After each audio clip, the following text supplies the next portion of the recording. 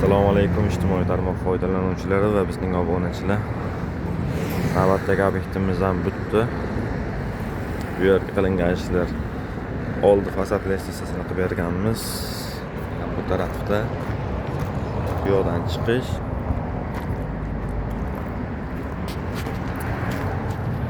Bu tarafga podvaldan tushish. Va qonna monolitlargacha qilib bitdik. Balkon qilib Stoyka tagiga to'g'ri yasab berganmiz. Bismillah. Bu yerda qilgan ishlarimiz podvalga tushish sinamiz. Plashatka deb qilib tag qismini tekis qilib berganmiz. Va bu yer ikkinchi etajga chiqish.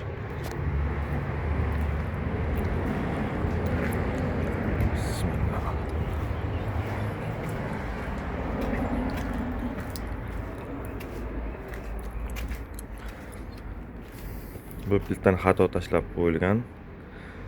30 cm kesib olib tashaladi. 1.20 ga 30 cm kesiladi.